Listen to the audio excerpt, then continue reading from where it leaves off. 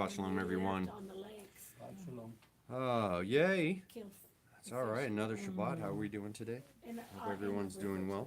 There was a lot of So, fish killed. we are going further along in our next parsha, which is Beshalach. So, just let everybody kind of, well, first and foremost, Happy New Year. If anybody's told you that, Well, Happy New Year. Happy New Year. If anybody knows what we're talking about, yes, I do. Yeah. Do you not know? Which year? Which year is it? Which new year? Which New Year? Tu B'Shvat. It's Happy New Year for trees, Yeah. right? And so, as Rabbi Bernstein, his memory be a blessing, is that you teach, and this is accurate, 4 New Years, right? 4 years, 4 New Years. You have New Year's for trees, the Tu B'Shvat. Then you have Shabbat Shirah, and or Shabbat Shalom as well. Thank you, Rebbitzin. Good morning. The we have Nisan the 1st, which is the New Year for what? Well, The calendar. Kings. Yeah. For not Is it not for years? not years of kings. Yeah, just It would be kings. Rosh Hashanah, I guess, for New Year. You first and then beginning of months, absolutely, right? Okay, so what's the Beginning of next New Year? Animals. It would be for animals. It would be for animals. That would be Elul the 1st, or depending if you're reading the argument, Elul the 15th. But we go with Elul the 1st, and then the 4th New Year, Rosh Hashanah. Rosh Hashanah. This is where we do the counting of years for From Rosh Hashanah. Yeah, that's where the calendar, some for the Yovel and all that. for the Jubilees, absolutely, for the Jubilees, we count the Jubilees and the So- Shemitah from, The Catholics took from the Jewish all this about the animals, the blessing of the animals and the trees and all that came from the Jewish. more than likely, probably has some roots into it and decided to make it into their own. Right, but I mean, I just, Right. didn't realize. There's a lot of things that seem to be, I don't know a good way to put it, from the other side, borrowed, yes, Borrowed, yeah. from water. the other side Yes.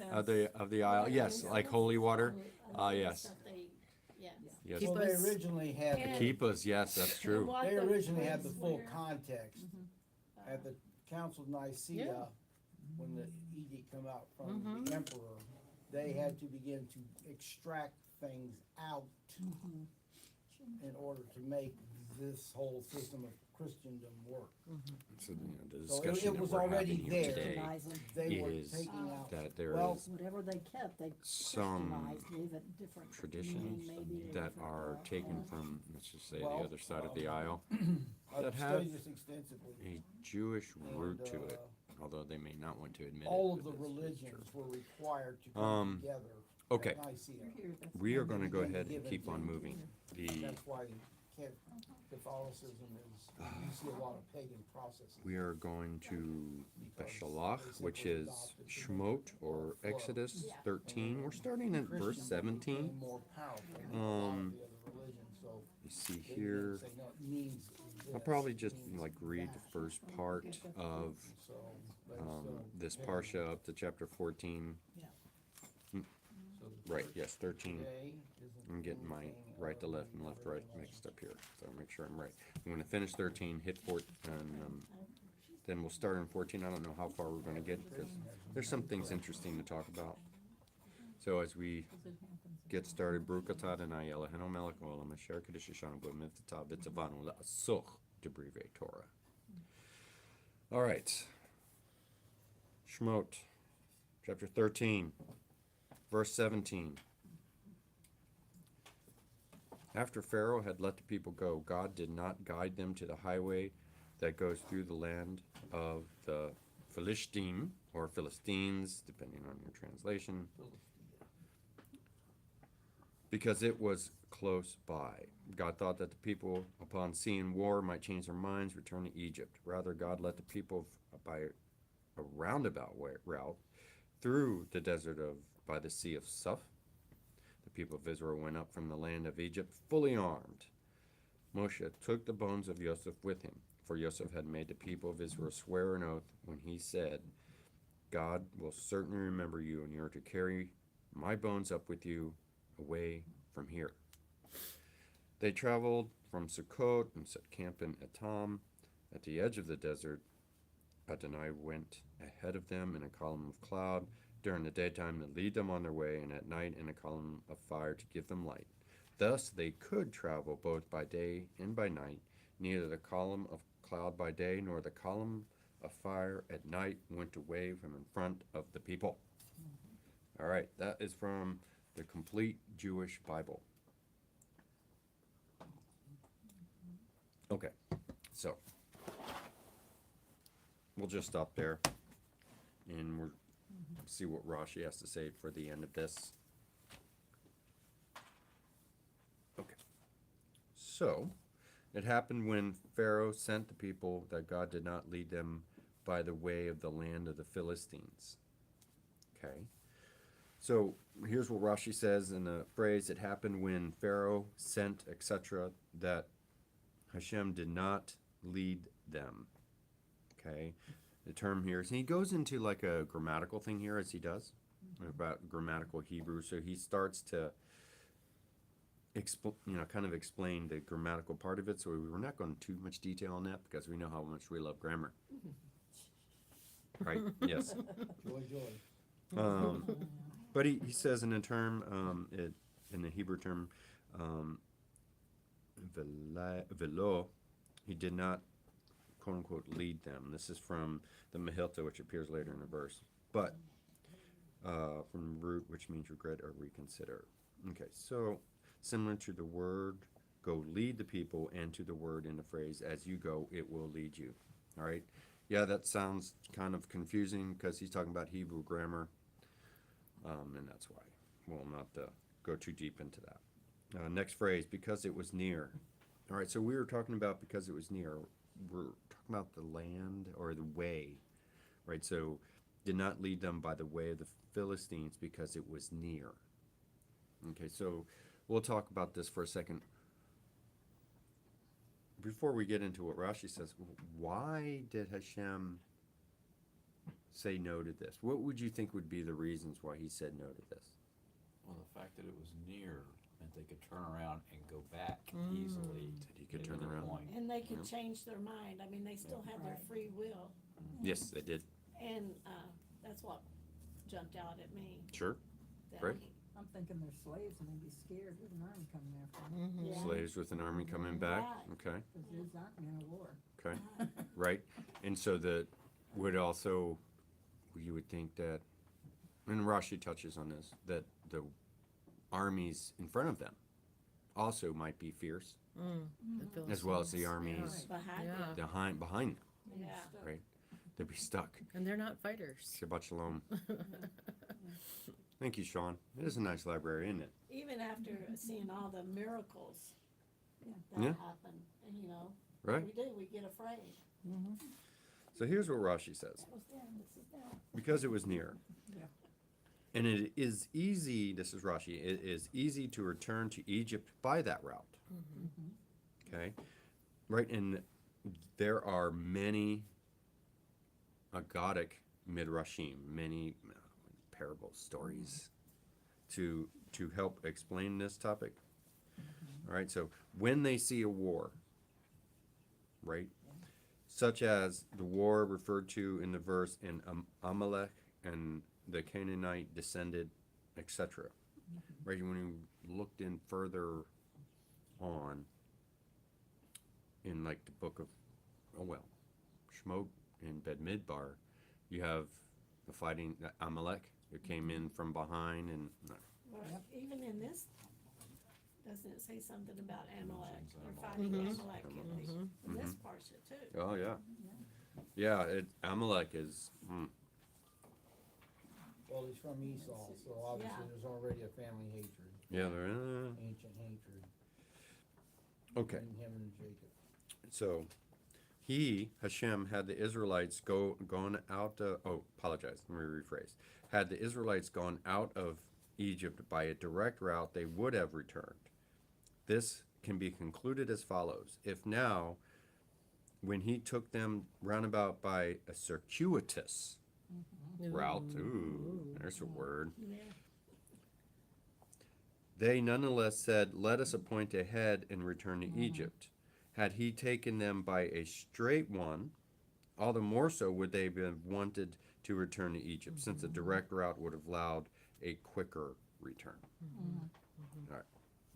And then next phrase, perhaps the people would reconsider, as we're still in verse 17.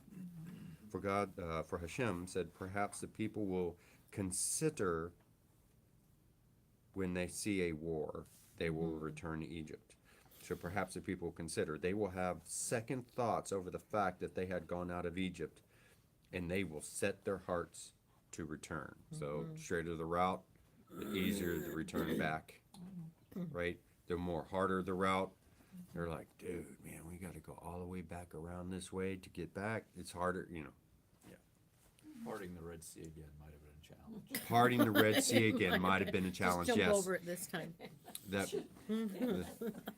that would be an accurate statement. That would be tough. All right, so we're going to verse 18, and God took the people around toward the way of the wilderness of the Sea of Reeds. So we see kind of like a difference of translation. You have the Sea of Suf. Here you have to the Sea of Reeds. Which one's right? Both. Yeah. Okay.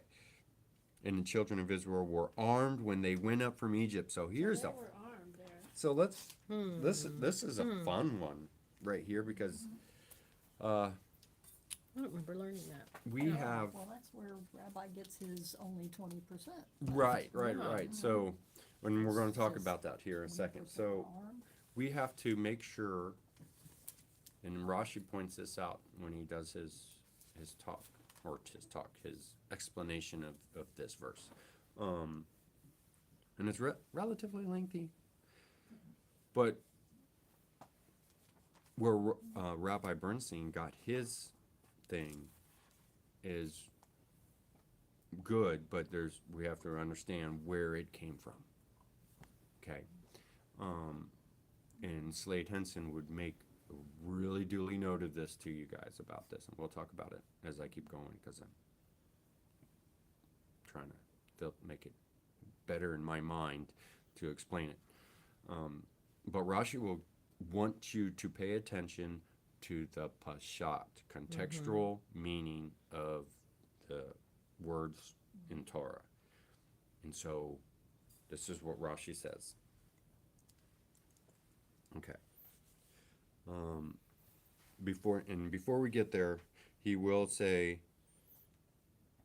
the Sea of Reeds, this is the same as to the Sea of Reeds. The word means a marsh in which reeds grow, as it means in the verses, and she placed it among the reeds, and reeds shoots shall wither. Okay? And the children of Israel were armed. Okay? The word in this context can only mean armed. This is what Rashi's saying. Okay, so what does that mean in this context? They came out with weapons and they came out armed. And that's the only. Rashi's saying here in this part is that he only can take it that way. So the contextual meaning of this is they came out armed. Okay, because he had them go to a roundabout in the desert, he caused them to have to go up armed. So in other words, the traveling, roundabout way, in other words, not straight up to Eretz Israel, kind of, circuitous. It's not like you can buy a sword at Joe's Camel Shop, Right. you know? Yeah, especially like 600,000 swords. Yeah. And traveling was dangerous back then. And traveling was dangerous back then. Yeah. It's dangerous today, too. Yeah. For if it were an inhabited route, that they traveled, they would not have outfitted themselves with all they needed in advance.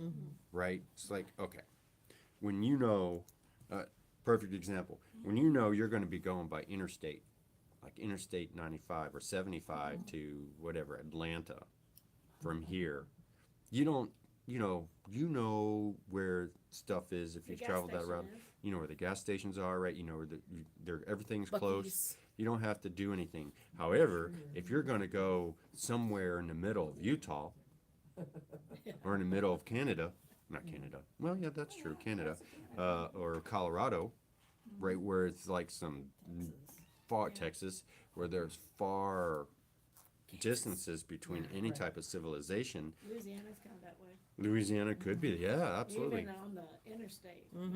You want to gas travel, can be- you want to travel with Any some extra civilization stuff. there.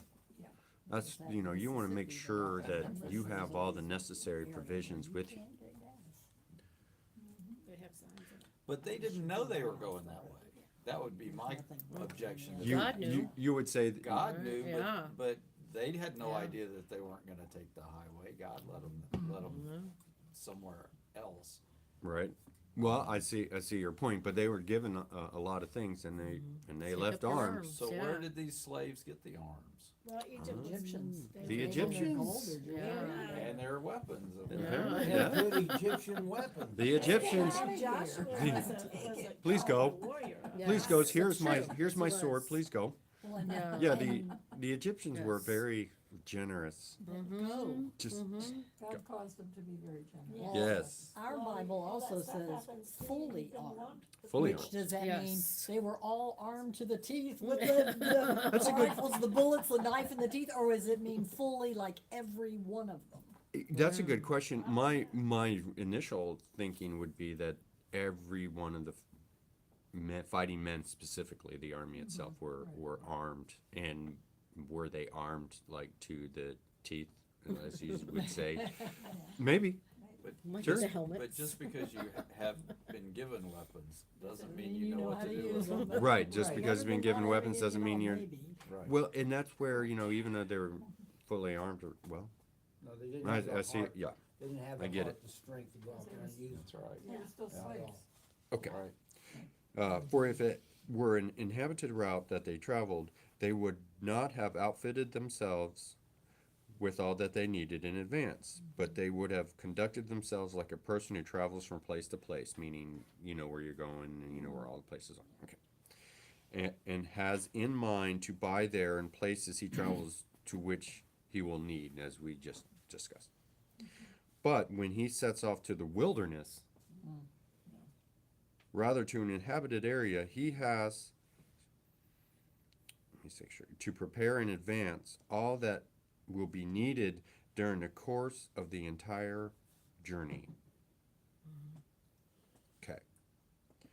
This verse was written only to make a particular point comprehensible. This is Rashi, and we're talking about what point is he making comprehensible? They had to be fully armed. They were fully armed. Exactly. Okay. So only to make a particular part comprehensible, so that you should not wonder with regard to the war of the Israelites against Amalek. So in other words, when there was a war against Amalek, where did Israel get the materials to fight this war? They had them already. They had them already. This is what Rashi's saying, right? And this is where, the Pashat, he's getting into the contextual meaning of this. Okay, and the wars against Sihon and against Og and against Midian, right? And so from where did the Israelites have weapons? For Israel did strike them with the sword's blade on those occasions. Similarly,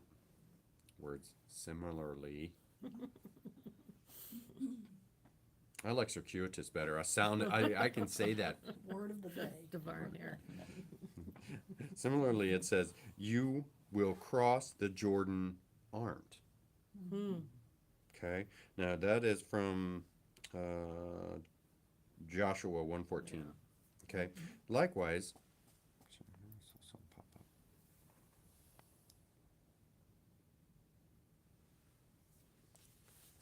so here, okay. Likewise, onkelos being the Targum, the Aramaic Targum, around about Yeshua's time-ish, referred this,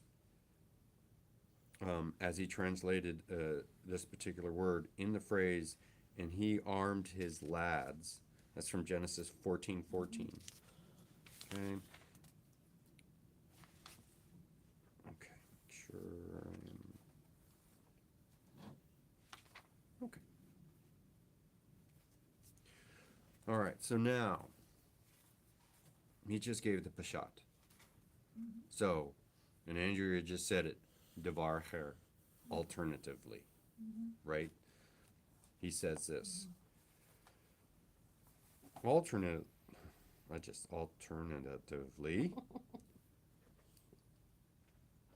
Ha Meshim can be understood as being derived from Hamashah, which is 5.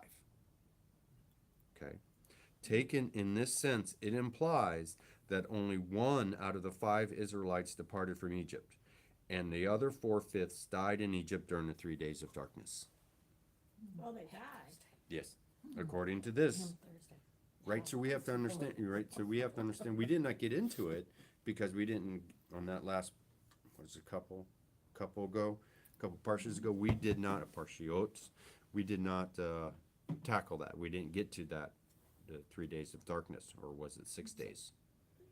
So did they die because they didn't follow the instructions? Oh, well, Only the firstborn would have died, though. no, Well, 3 days of darkness was different. Yeah. That's a so- different thing. We didn't talk about that. Yeah, well, some would say it was, and this is where it was fun. We didn't get into it, but when you're talking about the 3 days of darkness, It was total darkness. it was total darkness. But some people say it could have been 6. It was 3 days of darkness and then 3 more days of utter darkness Oh, wow. where it could be felt. Now that's midrash. It kind of gives you a kind of a flavor of what this darkness was. It Right. causes panic. It causes panic, but it also and- panic Cause to the point accidents. of not moving. Right. I mean, it. Terrified. Yeah. Yes. Absolutely terrified. It was so dark you can feel it. It was palatable. Yes. Palatable. I'm in word mode today. That's But a it says speech word. all the people of Israel had light in their homes for those 3 days. Right, so we're not going to get into that. That's 2 parshas ago. We can talk on this for Well, a yeah, long but time. you're saying that 4/5 of them died at that time. It would be midrash. Yeah, okay. Right, and this is where, the idea is, did 20% come out? Maybe. Right, it gives an example of following Hashem, right? What Rabbi Bernstein taught was correct.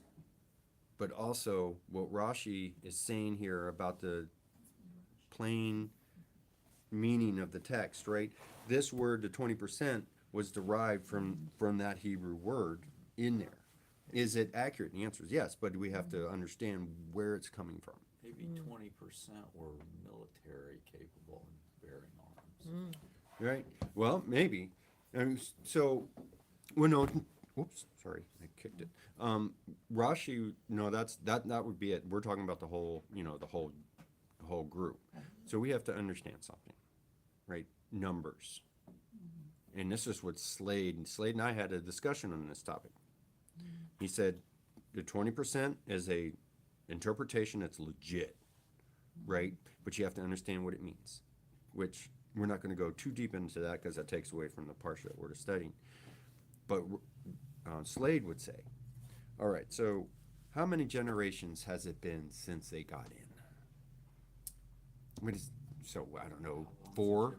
It was on the 4th generation, if you look at it. So how many people, went in of Israel went into Egypt on the first generation? 70-ish. Yeah, it's 70, 75. 70, 75, right? So in 4 generations, They were. 20% Millions. Yeah, was a million. Wow, it's crazy. But they were extremely fertile. Oh, yes, they were. Hurt, But even if you take like 6 kids per woman yeah. for multiple pregnancies, take your pick, can you come up with 20%? So even if it's like 20%, only came out, in which you just say, let's just say we had 600,000 fighting men, plus their families in tow, right? You A could generation can be anywhere from 40 to 100 years. 40 to 100 years, that would be correct in that time frame, absolutely. And if you think of 40 years, it could be 10 generations. Right. If it was yes, but they were calculated. Slade calculated the generational thing from when they came in, like Yocheved. Yeah. Right. She was the daughter of Levi. Right. Right, and so they didn't calculate. So you can calculate the generations from the actual Toldot or Toldos, or the generations that are given in Torah, and you can calculate where it is. So I'm making this longer than I want to, but the idea is that, so you're telling me if 20% equals like 2 million people came out, take that 20%, and make it 100%. How many millions of people of Israel would have come out if 80% died? And the numbers start to become kind of hysterically unbelievable. Yeah. If you're looking at like 8 to 10 million people, and only 20%, 10 million, and 2 million come out, and you started with 75 4 generations ago, even if a generation was 100 years. It doesn't matter how long a generation is, what matters is the length of time. I mean, our country is what, 250 years old, and yet Yes. there's 350 million from a small number of settlers. Right, and so there's where other arguments will happen. I'm not saying this is, Yeah, we've I'm had a not, lot of I'm not saying immigration this is over like, the That's years, true, so- that's true, but But I go 400 back, Thank you, years Rick. is a long time. no, I go So- back to the process of Pharaoh, the new Pharaoh. His narrative is, look at this group of people. Multiply. And They they're are a mar- mass. Right. They are a big Yeah. mass. That had to be something frightening to him. right, so I'm not saying this is concrete, I'm just saying look at it from a different point of view, right? What Rabbi Bernstein taught, is it correct? And the answer is yes, absolutely. Yeah, it's true. As Rebbetzin just said on her note, it's the concept of the remnant came out. Yes, yes, the remnant. Okay, and that's what to be understood about it in actuality. So when Rabbi Bernstein says 20%, that's what he's trying to say, and that's important to understand and go into that concept of the remnant. It's a wonderful thing. But Rashi would say they came out with arms. They came out armed for war, and that's what Rashi's saying. That is the contextual meaning of the text. So that's it. So is Slade right? Yes. Is Rabbi Bernstein right? Yes. It's a beautiful thing, actually, if you look at it and think about it. That's a thought process. But as the idea of the remnant has been books upon books upon books have been written about the remnant. Fun stuff. Okay. Now that we've kind of got that out of the way,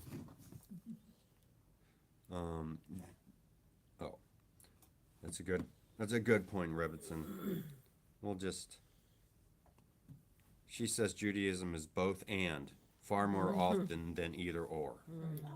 Yes. That's a good way to put it. Yeah, both and it's a beautiful thing, because when Rabbi Bernstein was teaching me that type of concept, for me, when I was back in the day, I was more of a black and white type of. And then I learned it more, and I'm like, you know what? That makes way more sense. That just makes way more sense. Okay, verse 19. Verse 19. When we're talking about verse 19, make sure I repeat that correctly. Moses took the bones of Joseph with him, for he had made the children of Israel swear, saying, God will surely remember you, and you shall bring my bones up from here with you. Okay, does everybody remember the idea, now that we've read it, that Moshe took the bones of Joseph with him? There's some midrashim on this. But we're not going to get into that because Rashi doesn't. But the idea is that the bones were buried, and Moshe knew where they were and got them, and got them. So when everybody else was leaving, he was searching, and he knew where they were. But he went to find the bones. Okay.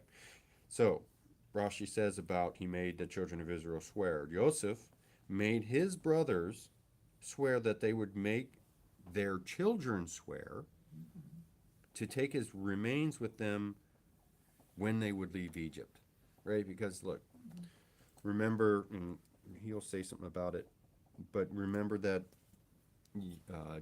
Jacob said, "Take my bones up and bury them," and he made the children swear, and the children did swear, but the children were alive.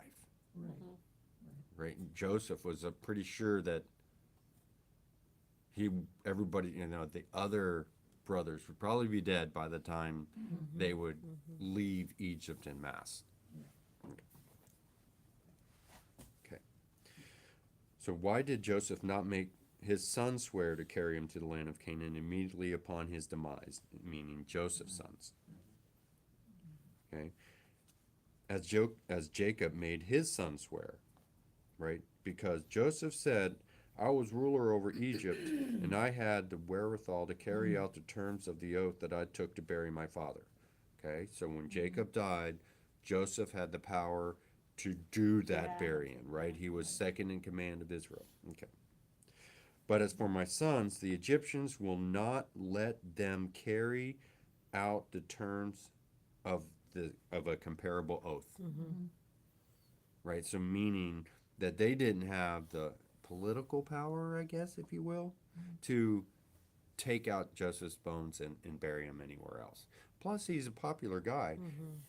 I don't think Egypt would have let them take him out because of his status of saving Egypt from the famine and all that time, and all the infrastructure he helped build. Okay. This time they didn't remember. Probably not initially. No, they did an Egyptian burial probably. Yeah, I mean but later on they forgot. Generations later, Yeah, they yeah. had grandchildren. Yeah, Right. they forgot about him. Yeah. Yeah. Therefore, he made them swear that when they would be redeemed and go out of there, they should carry him, which means his remains. So, "And you," next phrase, "shall bring my bones up from here with you." So he made his brothers take this oath. This teaches us that the children of Israel also brought the bones of all the tribes, the sons of Jacob, up from Egypt with them, as it says, "with you." So here, Rashi's saying is not only the bones of Joseph were taken up out of Egypt, the bones of the other brothers were also taken up out of Egypt. That sounds good to me. Yeah. Sounds good to me. All right. And let's see here. "And they journeyed from Succoth on the second day after their departure, for on the first day they came from Ramses to Succoth," right? In 21, which means here, 21, "Hashem went before them by day in a pillar of cloud to have them led along the way, and by night in a pillar of fire to give them light so that they could travel day and night." Okay. To have them led along the way, right? This is, he's talking about Hebrew grammar. So he's talking about pataks, like nukuds, which indicates the hefil. In other words, grammar. We're talking about pitiel, hefil. Okay. Not going to go into that. Okay. And then verse 22, "He would not remove," which means he would not remove "the pillar of cloud by day and the pillar of fire by night from before the people." This is the discussion you and I were having before. So, could other people see that? See what? The fire and the cloud? Well, the Egyptians sure The could. Egyptians saw the Yeah, fire. because if that was before and after him, why would any armies come and attack? Right. I mean, it makes sense. Yeah. I would think that yes, everyone, Israel especially, could see both either the fire or Right, and The the cloud. Egyptians could see it, yeah. yeah. Okay. And yes, the Egyptians did definitely, see it. Okay, so we see here, he would not remove them. This means that HaKadosh Baruch Hu, the Holy One, blessed is He, would not remove the pillar of cloud by day and the pillar of cloud by night. Okay. This is saying that the light of the pillar of cloud would overlap the light of the pillar of fire. And the light of the pillar of fire would overlap the light of the pillar of cloud. For before this one would set completely, the other would rise. Which is, we were having a discussion earlier. So the idea is I would put before you, you have two lights and two light switches, right? If you have one light switch on, right, and you're going to turn this off and turn another light switch on, you want to keep this on, turn this light switch on, then turn this light switch off, so there's never any darkness. And this is kind of like the idea here that Rashi is talking about, is that one would have its light shining before the other one would set, if you will, and then vice versa. Yeah, but Rabbi Steve used to teach about the rectification of opposites, how they can coexist in the same exact element at the same time, which would be an act of God. God would be the one to do the state of rectification.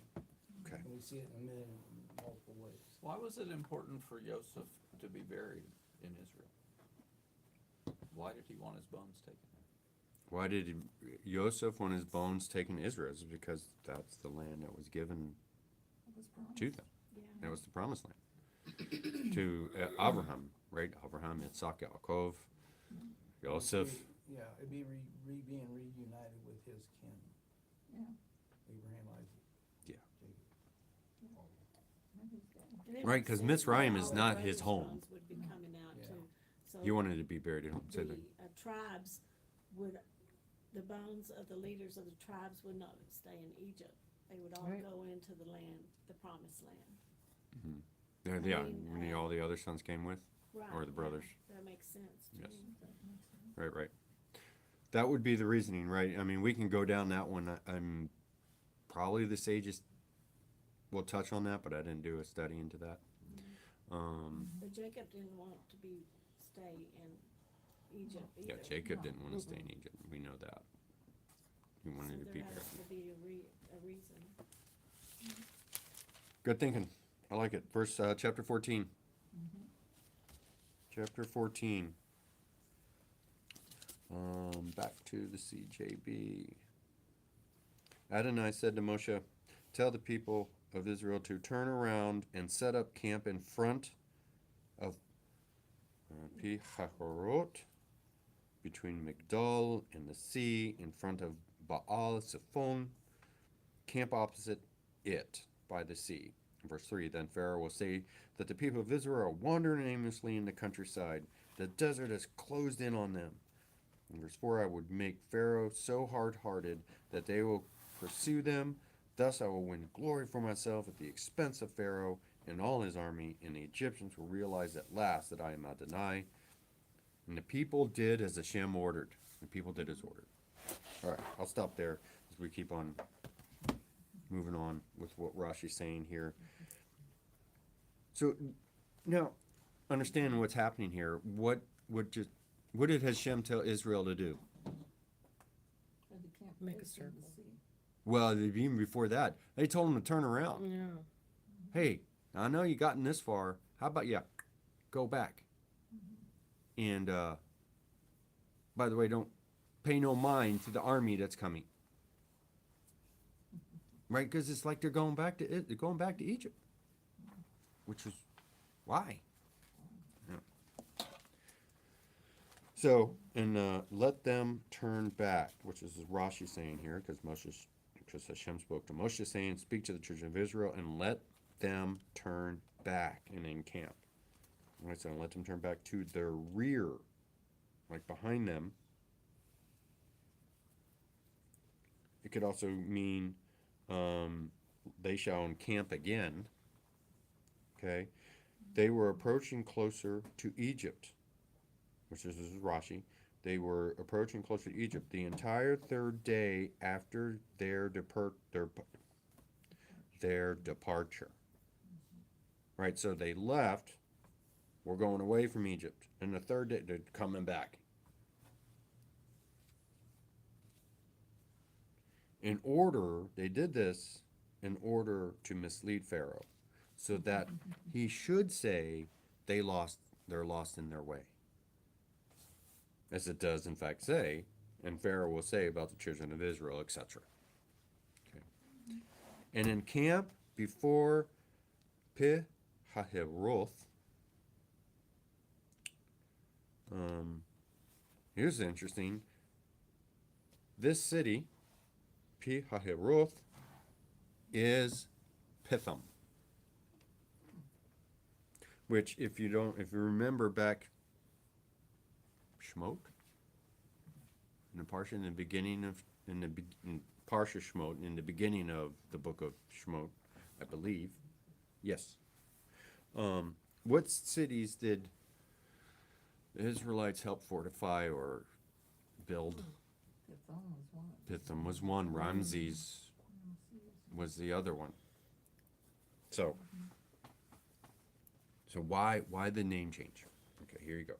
At this point, it is called Pi-hahiroth because the Israelites had become free men. They are two tall, upright rocks, and the canyon between them is called the mouth of the rocks. So, in other words, what you're saying here, and according to the note, this kind of helps, is that Rashi explains why mouth or P, when we're talking Pi-hahiroth or Pithom, P, mouth, is part of the name. The opening between the two upright stones was like a mouth opening between two lips. All right. And before the next phrase, before Baal Zephon. This is interesting here. Rashi says it alone remained of all the gods of Egypt. So Rashi is saying here, the other idols of Egypt, or the other lowercase g gods, if you will, were defeated, gone, destroyed, however you want to say it. They were not, well, yes, all of that. And so, here, when they encamped before Baal Zephon, it alone remained of all the gods of Egypt, so as to mislead the Egyptians, so that they should say that their deity is durable. Regarding this continued existence of Baal Zephon, Job explained he led the nations astray and he destroyed them. Okay, so basically he was using this idol still standing as a way to destroy them. Give them encouragement, something like that. Like, oh, there is our idol, Baal, whatever, Zephon. He still stands. Let's go and do stuff. Something like that. Say, verse 3, Pharaoh will say that about the children of Israel, they are confined in the land, and the wilderness has locked them in. So when Pharaoh will say, when he will hear that the Israelites are returning to their rear, meaning returning around, and then about the children of Israel, although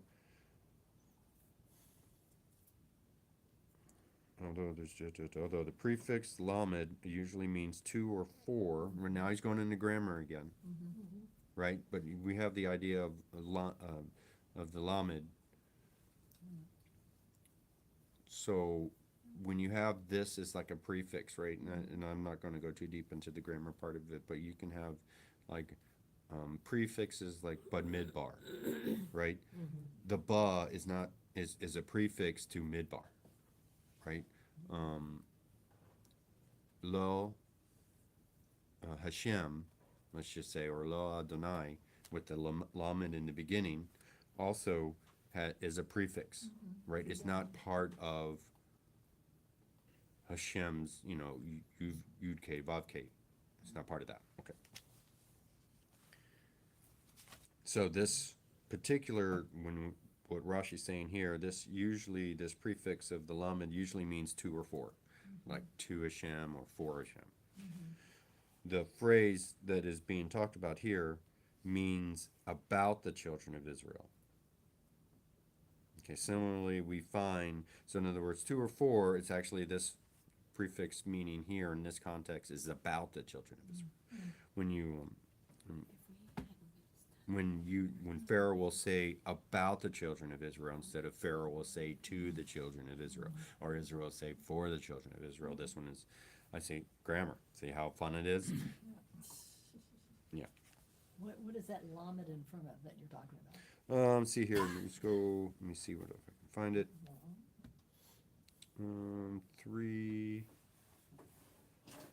Third word in.